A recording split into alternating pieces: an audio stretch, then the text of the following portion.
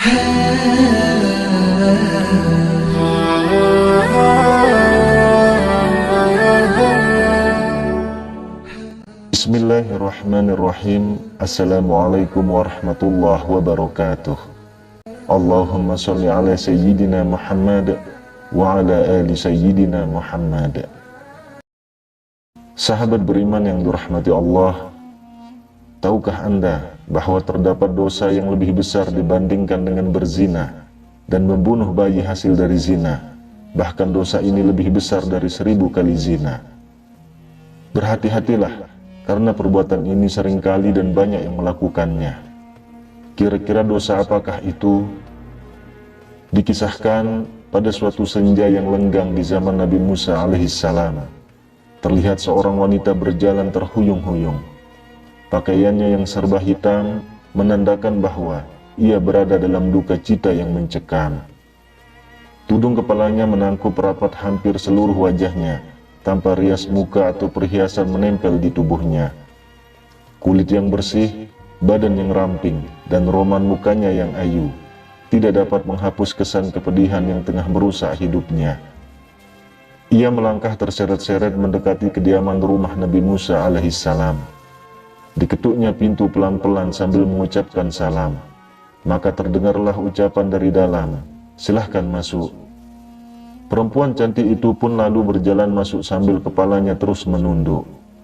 Air matanya berderai tatkala ia berkata, "Wahai Nabiullah, tolonglah saya, doakan saya agar Tuhan berkenan mengampuni dosa keji saya." "Apakah dosamu, wahai wanita ayu?" tanya Nabi Musa alaihissalam sambil terkejut. "Saya takut mengatakannya," jawab wanita ayu tersebut. "Katakanlah, jangan ragu-ragu," desak Nabi Musa alaihissalam. Maka perempuan itu pun secara ketakutan bercerita, "Saya telah berzina." Kepala Nabi Musa terangkat, hatinya tersentak. Perempuan itu pun meneruskan ceritanya, "Dari perzinaan itu saya pun hamil. Setelah anak itu lahir, kemudian saya langsung cekik lehernya sampai meninggal," ucap wanita itu seraya menangis sejadi-jadinya. Mata Nabi Musa pun berapi-api. Dengan muka berang ia menghardik, "Perempuan celaka, pergi kamu dari sini, agar siksa Allah tidak jatuh ke dalam rumahku karena perbuatanmu. Pergi!" teriak Nabi Musa sambil memalingkan wajah karena jijik. Perempuan berwajah ayu dengan hati bagaikan kaca membentur batu yang hancur luluh lantah, segera bangkit dan melangkah surut. Dia menangis terangguk-angguk dan keluar dari dalam rumah Nabi Musa. Rapat tangisnya amat memilukan. Ia tak tahu harus kemana lagi hendak mengadu. Bahkan ia tak tahu kemanakah kakinya akan melangkah. Bila seorang Nabi saja sudah menolaknya, bagaimana pula manusia lain bakal menerimanya? Terbayang olehnya betapa besar dosanya, betapa jahat perbuatannya. Setelah wanita ayu keluar dari rumah Nabi Musa, Malaikat Jibril pun turun mendatangi Nabi Musa. Malaikat Jibril lalu bertanya, "Mengapa engkau menolak seorang wanita yang hendak bertaubat dari dosanya? Tidakkah engkau tahu dosa yang lebih besar daripadanya?" Nabi Musa pun terperanjat. Dosa apakah yang lebih besar dari kekejian wanita pezina dan pembunuh itu? Maka Nabi Musa dengan penuh rasa ingin tahu bertanya kepada Malaikat Jibril, "Betulkah ada dosa yang lebih besar daripada perempuan yang hina itu?" "Ada," jawab Malaikat Jibril dengan tegas. "Dosa apakah itu?" tanya Nabi Musa yang kian penasaran. "Orang yang meninggalkan sholat dengan sengaja dan tanpa menyesal," jawab Malaikat Jibril. "Orang itu dosanya lebih besar daripada 1000 kali berzina," lanjut Malaikat Jibril. Mendengar penjelasan ini, Nabi Musa kemudian memanggil wanita tadi untuk menghadap kembali kepadanya. Ia mengangkat tangan dengan khusyuk untuk memohon ampunan kepada Allah Subhanahu wa Ta'ala untuk perempuan tersebut. Nabi Musa menyadari, orang yang meninggalkan sholat dengan sengaja dan tanpa penyesalan adalah sama saja seperti berpendapat bahwa sholat itu tidak wajib dan tidak perlu atas dirinya. Berarti ia seakan-akan menganggap remeh perintah Allah Subhanahu wa Ta'ala. Bahkan seolah-olah menganggap Allah Subhanahu wa Ta'ala tidak punya hak untuk mengatur dan memerintah hambanya. Sedangkan orang yang bertaubat dan menyesali dosanya dengan sungguh-sungguh berarti masih mempunyai iman di dadanya dan yakin bahwa Allah itu ada. Itulah sebabnya Allah pasti mau menerima kedatangannya.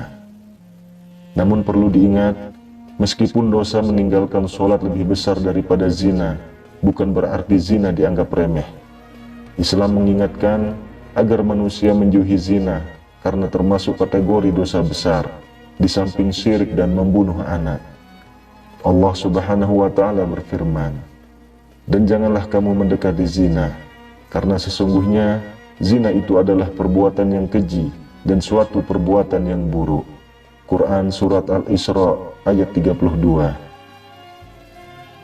Ibnu Qayyim rahimahullah mengatakan, kaum muslimin bersepakat bahwa meninggalkan sholat 5 waktu dengan sengaja adalah dosa yang paling besar, dan dosanya lebih besar dari dosa pembunuh, merampas harta orang lain, berzina, mencuri, dan minum minuman keras. Orang yang meninggalkannya akan mendapat hukuman dan kemurkaan Allah Subhanahu wa Ta'ala, serta mendapatkan kehinaan di dunia dan akhirat. Dalam riwayat yang lain juga dijelaskan bagaimana kejamnya siksaan bagi mereka yang meninggalkan sholat.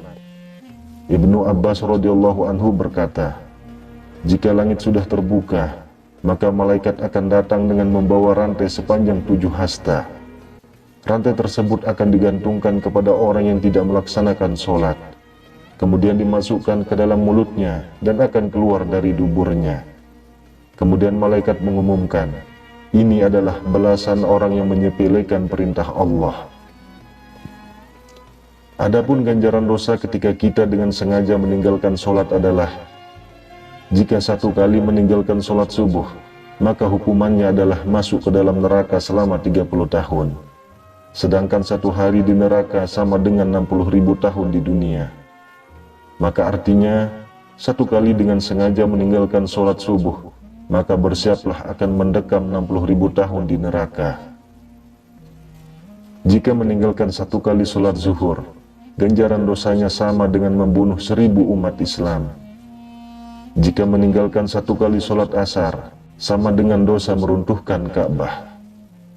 Jika 1 kali meninggalkan sholat maghrib, sama dengan dosa berzina dengan ibunya, jika laki-laki, atau berzina dengan ayahnya, jika perempuan.